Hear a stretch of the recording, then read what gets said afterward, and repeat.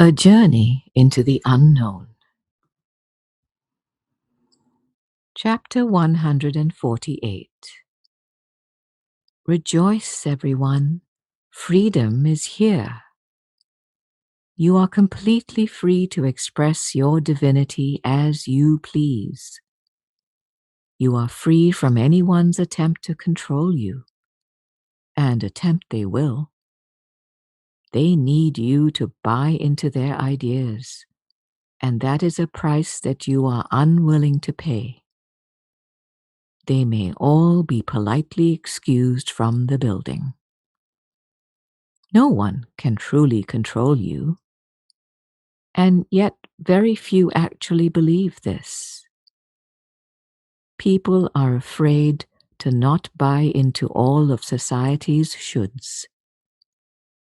Please give yourself permission to not buy into anything that isn't 100% love. At this point, you are a love being. You are in sync with love and with reality. So your feelings will let you know when you are being asked to respond. Move your body when you feel so inspired. Hang out in the dark when you feel so inspired. Return that phone call or text when you feel so inspired. Wear that insanely crazy outfit when you feel so inspired. Finish reading that book when you feel so inspired. Go shopping when you feel so inspired. Call your good friend when you feel so inspired. Honor your body's natural ebb and flow of energy. And don't push it if it is saying, "Not now." Give your time or your gifts when you feel so inspired. Mature souls are always connected to source energy, and they always know the perfect timing. They always know the next right thing to do. Relax, everyone. You got this.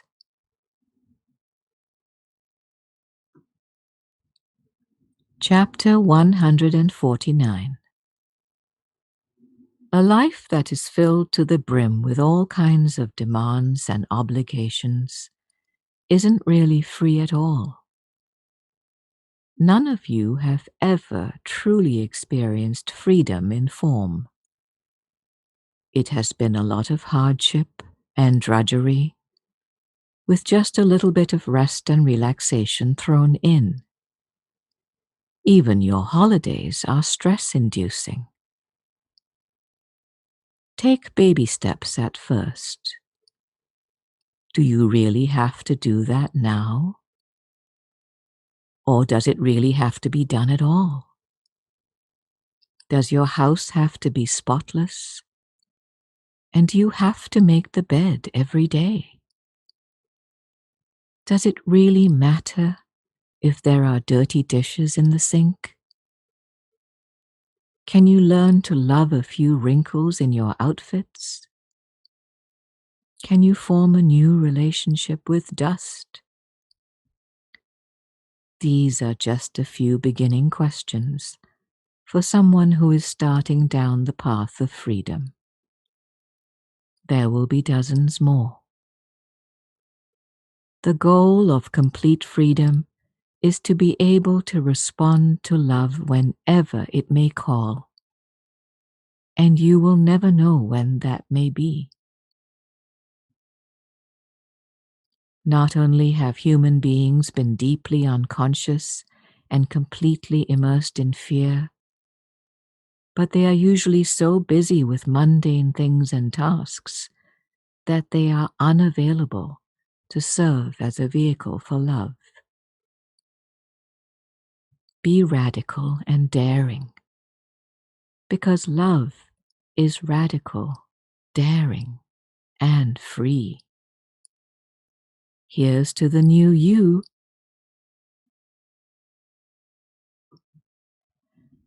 Chapter 150. True spiritual freedom produces more and more benefits for all to share. Please do not confuse this love-based freedom with fear-based freedom. There are unlimited choices in fear that you are free to choose from. However, these free choices always produce consequences that increase fear, not love. Unconditional love never produces a fear-based result. It only produces more unconditional love. This is a key component to always keep in mind. Choices in unconditional love-based freedom always make you feel good. They always make you feel even happier and more joyous. There is no ceiling in love. There is no endpoint or period at the end of the sentence. This is why I have said that my work with you has caused both you and me to grow in leaps and bounds. Giving and receiving are one in truth. So giving love always causes love to grow in both parties. Love is the gift that keeps on giving. Fear spreads as it does because forgiveness is a rare practice. When forgiveness becomes more widely implemented, it will stop fear-based acts in their tracks. Forgiveness is not just a nice Christian principle.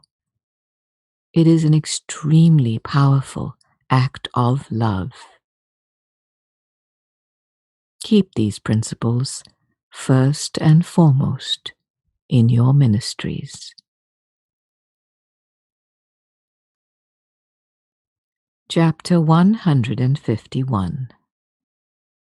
Let's review our main points so far. You now identify as soul connected to God more than your small earthly identity. You know that your purpose now is to be an example life, as well as to bless, sow seed, and share resources. You value forgiveness and see the importance of it.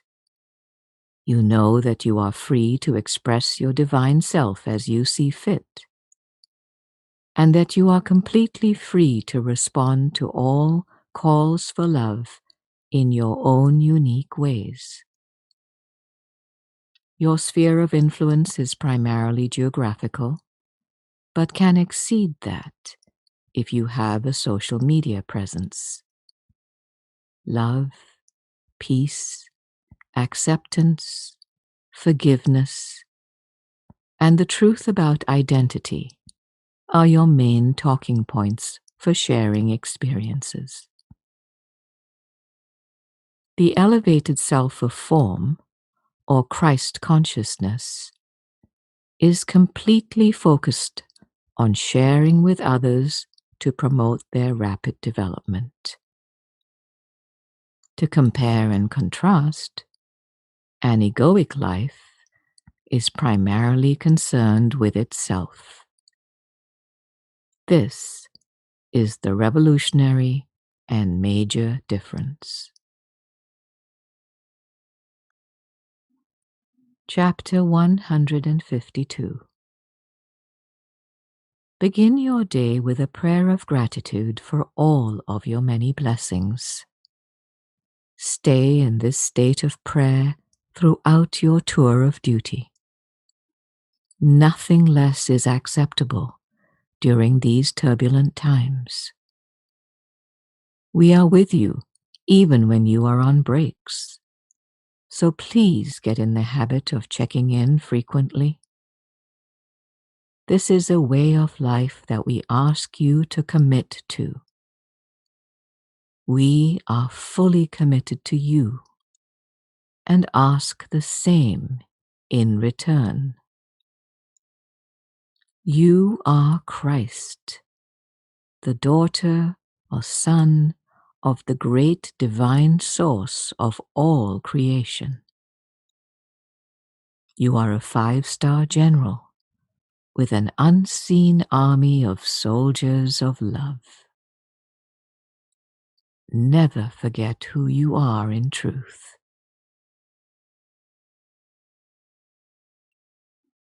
Chapter 153.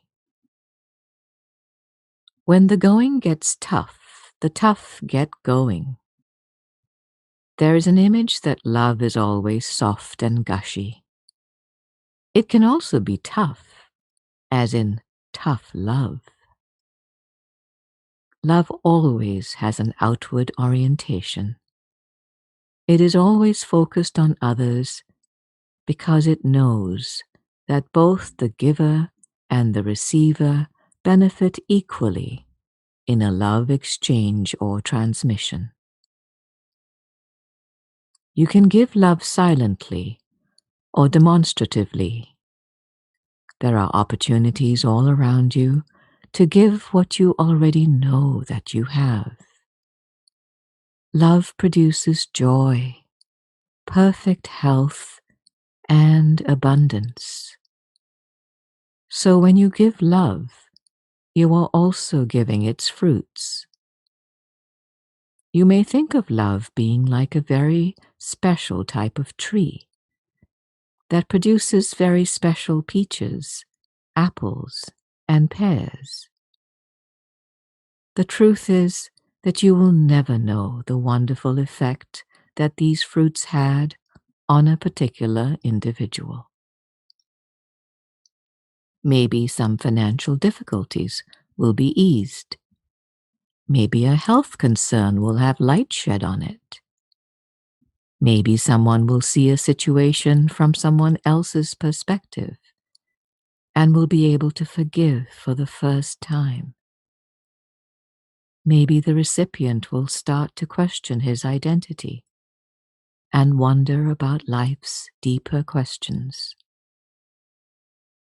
You will probably never know exactly, but you can certainly know that these and many, many other wonderful things will manifest from your divine gifts of love.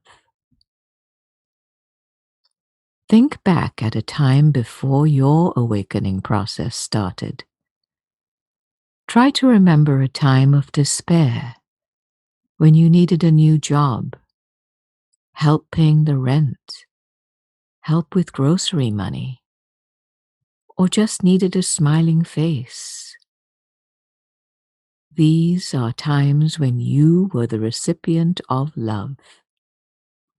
Whether it came in the form you thought it should, or came disguised as something else, such as tough love, know that love always knows what is best in every situation for every individual.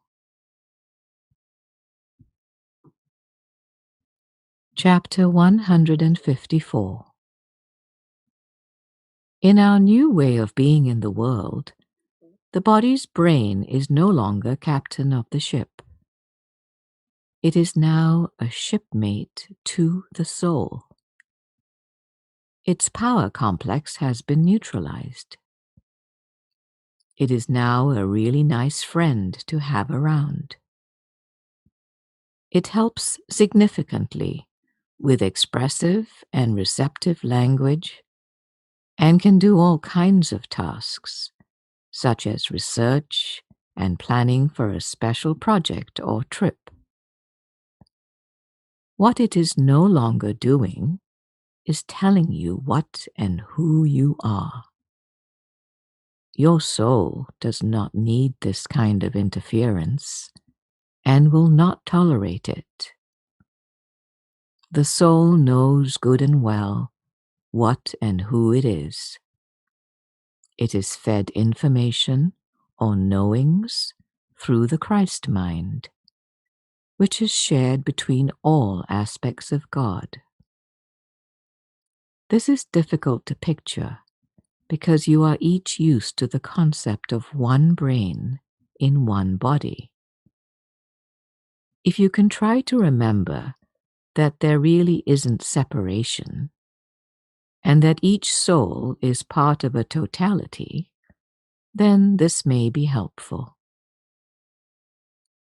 The Christ mind is part of that totality. It does not split into parts to activate bodies as soul aspects do. Just be confident in knowing that each soul has complete access to the Christ mind. Although not everything in the Christ mind will reveal itself to an individual soul aspect. Only what is needed will be revealed when it is needed. Otherwise, each soul would be so overwhelmed that it could not function here. And that is something we cannot allow to happen. You know enough of our plan at this point to know how crucial it is that each soul carry out its specific assignments and not be concerned about all of the other souls' parts. Chapter 155. We've come out of hiding. Since the beginning, it hasn't been at all easy to find the truth about yourself, God, or me. Some turned to religion, but the truth was so shrouded in mystery. Devout followers became experts in the religion itself, oftentimes being as blind to the truth at the end of their time in religion as they were at the beginning. What we are doing now is lifting every cloud of mystery that has concealed the truth and bringing everything out into the open for all who want to see to actually see for themselves. There are no teachers required. There is no study required. Your own soul led you to this sacred place with eyes wide open. It will lead you from here if you let it and stop resisting. There is no difficult language or jargon. There are not different ways to interpret this material. It is plain and straightforward. Now, let us proceed. Chapter 156. Now you have a good idea of how your new divine self functions as an operating system inside a human body.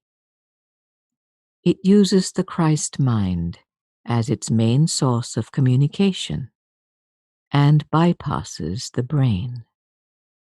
All of your knowings come from the Christ mind.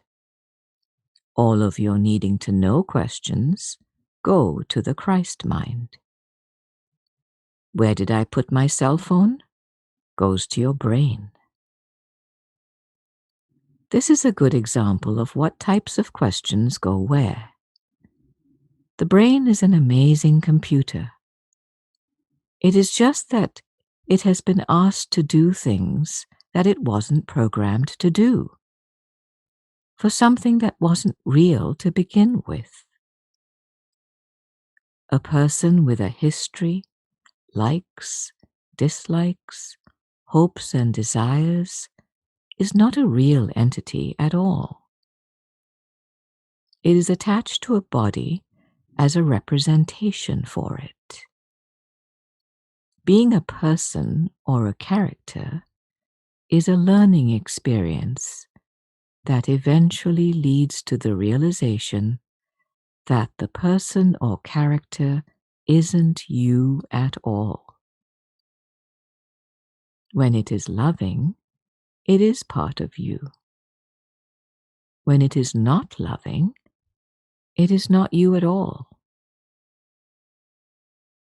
So we are repurposing the body to be in alignment to the Christ mind and not a slave to the brain. Now you are a soul who has a body-mind vehicle. You are not a character or person in a body. There is a tremendous difference because people, characters, are cut off from their true power and are left to their own devices. The divine self, mature soul, elevated self of form, is connected fully to its power source, God, which is love, the juice that solves every problem. Chapter 157. Going back to the topic of innocence, it is the person or character who acts from a place of fear. You do not do anything that is not 100% love, because you are a whole and complete, holy soul aspect of God. It is impossible for a soul to act contrary to its nature. This said, it is at the person or character level that evil or unloving words, actions, and even thoughts occur. We have said that people or characters are merely learning devices and are not in themselves real. They are neither eternal nor completely based in love. They either cover up the soul entirely or in varying degrees. Once souls grow to more than half of a body's operating system, the person-character shell starts to significantly shift and is able to be more in touch with the body's soul, causing it to act from love more often than not. Although it doesn't seem this way, you are not a person character. You are an eternal soul. This is why we say that there wasn't really an Aunt Tilly while we are at her funeral. The character of Aunt Tilly is no longer being played by her soul, which is fine, by the way. Souls never die. Aunt Tilly's soul was enhanced immeasurably by having this acting experience, as was Uncle Carl's and Cousin Delilah's. One time, Aunt Tilly was being careless and almost burned down her house from a kitchen fire. No one was injured, and we intervened to keep the damage to a minimum. We wanted Aunt Tilly to learn to be more careful, and we knew that her soul still had many lessons to learn in this particular role. Aunt Tilly's soul was not responsible for the carelessness. It was a time when the character wasn't listening to her soul's message of, "Slow down, please."